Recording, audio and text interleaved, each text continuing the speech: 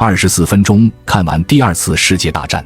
第二次世界大战是人类历史上规模空前的全球性战争，这场战争的惨烈程度前所未有。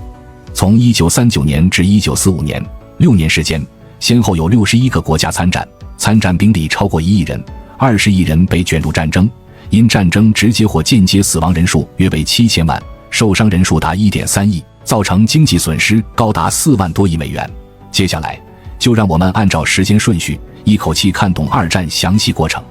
1919年1月18日，以美国、英国、法国为首的一战战胜国开始在巴黎凡尔赛宫召开会议，商讨战败国德国的处置方案，这就是世界历史上著名的巴黎和会。经过几番讨论，最终于1919年6月28日，战胜国与德国签订了著名的凡尔赛合约。在凡尔赛合约中，战胜国对德国采取了各种各样的限制措施，比如重新划分了德国的疆域，瓜分德国的所有海外殖民地，让德国支付巨额赔款，限制德国的军备等。德国在战争创伤与合约的重压下，国内经济崩溃，通货膨胀肆虐，人民的生活水平急剧下降，生活中的必需品鸡蛋、牛奶和面包一度成为了奢侈品。因此这份合约在德国人心中埋下了复仇的种子。1919年，德莱克斯勒在慕尼黑创立德国工人党，同年希特勒加入并控制了该党。1920年4月，德国工人党改称民族社会主义德意志工人党及德国纳粹党。1921年，在华盛顿召开的会议上，日本的海军力量遭受到了西方帝国主义的严格限制，这使得日本国内十分痛恨一战后的凡尔赛华盛顿体系。随后法西斯组织开始在日本蓬勃兴起，到20世纪30年代，日本国内的法西斯主义势力已经十分强大。1922年，意大利国家法西斯党创建者墨索里尼组织黑山军发动暴乱，向意大利的首都罗马进军，并胁迫意大利国王任命其为总理，意大利政府最终妥协。墨索里尼于同年10月组建内阁，建立全球首个法西斯专政国家。墨索里尼的夺权行动为好友希特勒提供了灵感。1923年11月8日，希特勒自认为时机对其有利，他执意要效仿墨索里尼向罗马进军夺取政权的榜样，着手策划向柏林进军，发动了啤酒馆暴动，但最终以失败告终。希特勒被捕下狱，政府下令禁止纳粹党，封闭纳粹党报。1925年，出狱后的希特勒重建纳粹党，并建立了党卫队。1929年，世界经济危机在美国率先爆发，并迅速波及到整个资本主义世界。在这场经济危机中，美国等国家采取了新政的手段来恢复经济发展，但是德国、日本等国家则是采取法西斯主义专政来摆脱经济危机。1931年，希特勒领导下的纳粹党已发展到300万人，成为德国的主流政党。同年，日本为了转移国内对经济危机的注意力，开始不断地发动侵略战争。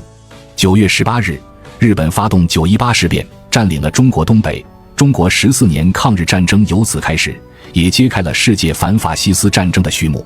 1932年，代表德国法西斯主义势力的纳粹党成为了德国第一大党。1933年，希特勒在德国军界和垄断资产阶级的支持下上台，成为德国元首。希特勒获得权力后，立即开展国家整合，取缔了德国所有非纳粹政党，并将艺术家、作家和犹太裔德国人列为打击目标，禁止这些人出书发表作品宣扬思想。1935年，在世界性经济危机的冲击下，意大利也推行了扩张政策。墨索里尼政府认定领土扩张是缓解国内经济压力的必要手段，于是派兵入侵了埃塞俄比亚。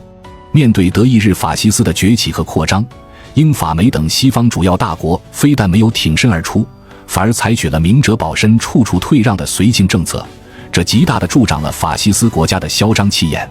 同年，希特勒撕毁凡尔赛合约，公然扩军55万，并组建空军，加速了对外扩张的步伐。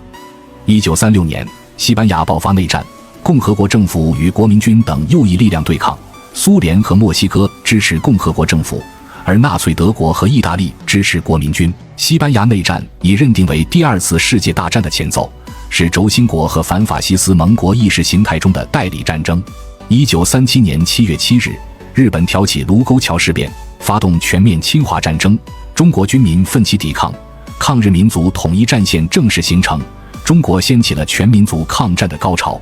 这也被认为是第二次世界大战在亚洲爆发的标志。8月13日，淞沪会战爆发。淞沪会战是中日双方在抗日战争中的第一场大型会战，也是整个中日战争中进行的规模最大、战斗最惨烈的一场战役。此战在广大爱国将士的奋勇抵抗下，粉碎了日本3个月灭亡中国的计划。1937年12月13日，日本侵略者占领南京，实施了惨绝人寰的南京大屠杀。1938年3月，希特勒派军队入侵奥地利，并迅速吞并了奥地利。而英法两国不但不加制止，还为了在欧洲实现普遍绥靖，求得一代人的和平，以牺牲捷克斯洛伐克为代价，与德意签署慕尼黑协定，将捷克斯洛伐克的苏台德地区割让给德国，纵容德国的侵略扩张。1939年3月，德国撕毁慕尼黑协定，出兵占领捷克斯洛伐克全部领土，使德国军事和经济实力大增。随后，希特勒为打通东西地区连接，要求波兰放弃但泽地区。英法两国明确表示，如果希特勒进攻波兰，就会对德宣战。但此时的希特勒根本就不在乎英法是否参战。1939年5月至8月间，希特勒通过外长里宾特洛甫多次向苏联表示，纳粹德国无意侵略苏联，并希望改善彼此关系。苏联方面因对英法绥靖政策不满，同时出于自己国家的安全考虑，便与德国签订了苏德互不侵犯条约，并商讨了瓜分波兰和东欧势力范围。1939年9月1日，希特勒出动58个师、2800辆坦克、2000架飞机和6000门大炮，对波兰发动了闪电式进攻。9月3日，英法两国对德宣战，第二次世界大战正式爆发。但英法两国实际上只是宣而不战，开始了静坐战。1个月后，波兰全境沦陷。根据苏德互不侵犯条约，苏联吞并了波兰东部的领土，德国吞并了波兰西部的领土。同时，苏德两国开始抓捕并杀害波兰人，希特勒派党卫军屠杀波兰的犹太人。1939年11月26日，苏联制造了曼尼拉炮击事件，并以此为借口，集结了100多万军队，大举入侵芬兰。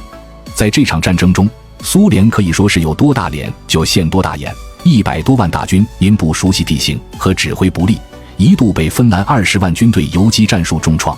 最终，苏联以伤亡40万人为代价，在这场战争中勉强获胜，史称冬季战争。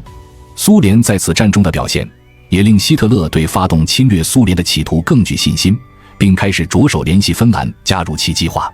1940年4月9日，希特勒为了保证铁矿资源的供应，派德军入侵挪威和丹麦，并迅速将两国占领。1940年5月10日，希特勒按曼施坦因计划调集300万兵力、2700辆坦克、5100架飞机，绕过重兵防守的马奇诺防线，入侵西欧国家。5月13日，丘吉尔上台担任英国首相，并一改之前的绥靖政策，坚持对抗德国。期间，意大利趁火打劫，出兵对英法宣战。5月26日，敦刻尔克大撤退发生，34万盟军成功逃出德军包围圈，撤至英国，这是二战中规模最大的军事撤退行动。6月22日，法国向德国投降，不到2个月，德军完全占领西欧大陆。法国沦陷后，戴高乐在英国创建自由法国政府，继续抗击德国侵略。1940年7月6日，希特勒着手拟定了入侵英国的海狮计划。为确保渡海登陆作战顺利实施，德军计划先夺取制空权。7月10日，德军发动不列颠空战，这是二战中规模最大的一场空战，双方累计出动飞机超过6000架。在这场空战中，英国皇家空军在丘吉尔的指挥下与德军进行了英勇的斗争。最终，英军以损失1营744架飞机和1542名飞行员的代价，消灭了德军1营977架飞机和2585名飞行员。战后，因德国损失大量战机和飞行员，且无法取得英吉利海峡的制空权，不得不放弃了入侵英国的海狮计划，转而将战略重心转向东方战场。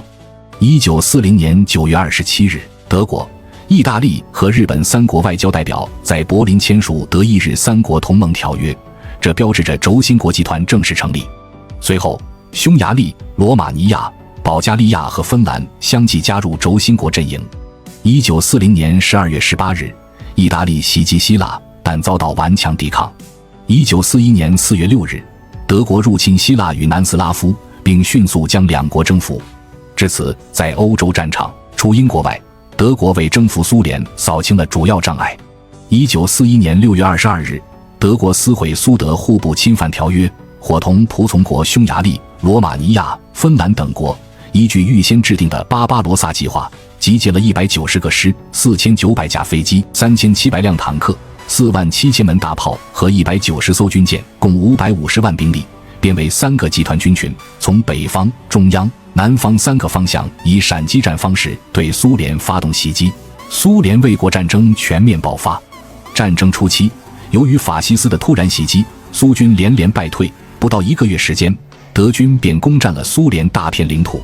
1941年7月3日，苏联领导人斯大林发表广播演说，号召苏联各族人民奋起保卫祖国。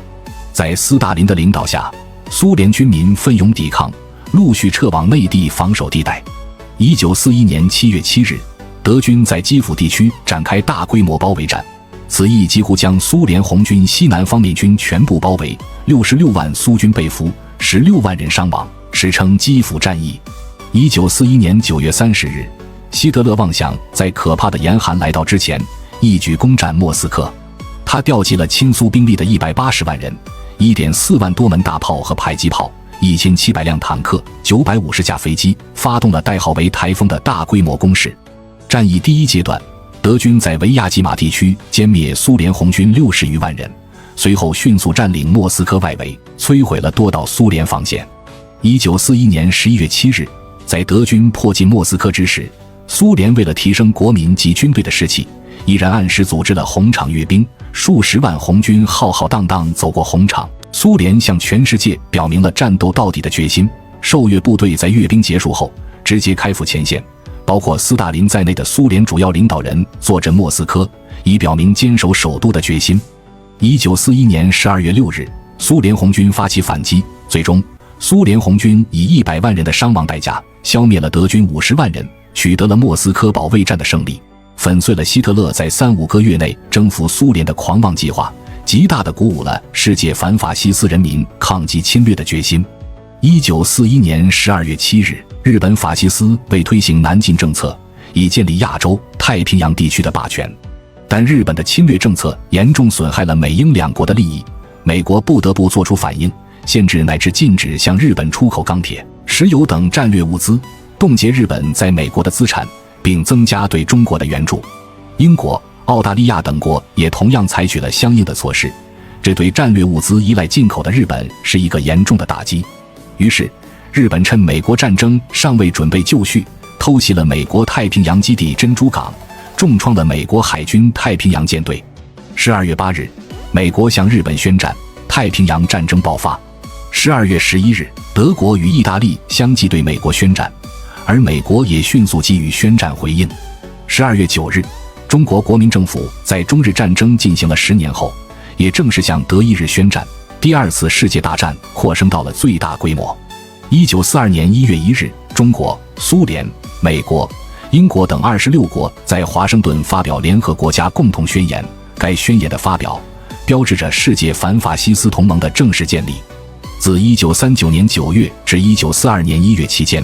中国军队与侵华日军在以长沙为中心的第9战区展开了3次大规模且激烈的攻防战及长沙会战，中方共投入兵力超过120万人次，日军共投入兵力超过40万人次。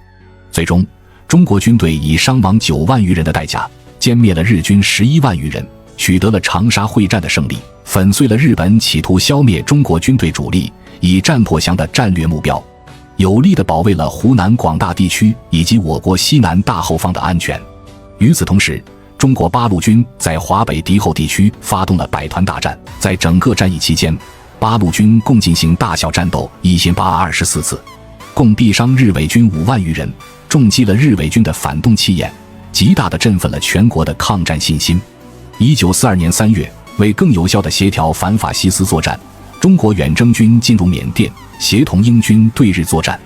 1942年6月，日本先后与美军及同盟国军队在太平洋战场展开2次大战，中途岛海战和瓜达尔卡纳尔岛战役，2次战役均以日本失败告终。太平洋战场的同盟国军队从此开始转入战略反攻阶段。1942年7月，希特勒在莫斯科保卫战失利后，放弃全线进攻计划，决定将进攻兵力集中于南线，目标是夺取高加索油田，占领伏尔加河流域的小麦产区，拿下斯大林格勒。希特勒认为，一旦实现上述目标，俄国将失去它的石油和粮食供应，与南部地区的联系将被切断，这样德国就可以轻易赢得这场战争的胜利。于是德国开始了1942年夏季攻势。经过近2个月血战，苏军防御的最后要塞塞瓦斯托波尔失守，德军占领了整个克里米亚半岛。7月11日，德军第6军团进入斯大林格勒州界。7月17日，德军在顿河大河区的齐尔河和齐姆拉河线与苏军交火，斯大林格勒战役正式打响。